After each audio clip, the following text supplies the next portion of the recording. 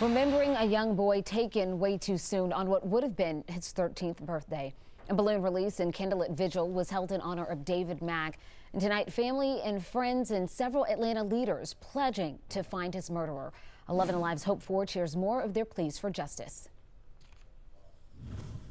Soon as my feet strike Zion, gonna lay down my heavy burden.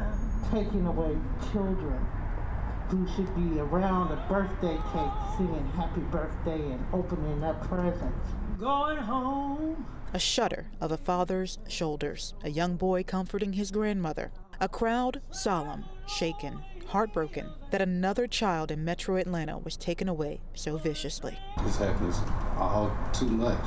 Help us find and bring the person or persons to justice. As the crowd sat for an hour, praying, trying to make sense of David Mack's murder, several Atlanta leaders pledged to help them find justice. There won't be any place for them to rest or lay their heads. They will be dealt with. But it wasn't just David everyone thought of, but all the recent, senseless killings of children. 2021 will not be like 2020. I can't even begin to tell you how many students within my district that I had to say goodbye to.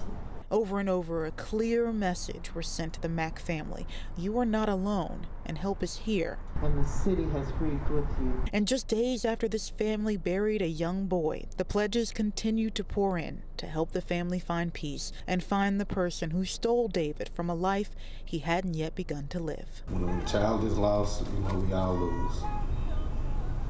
Not just my child, not just our family. We all lose. At the vigil, the family was presented with a check to help cover the expenses of David Mack's funeral. A $10,000 reward is being offered for information about David's murder.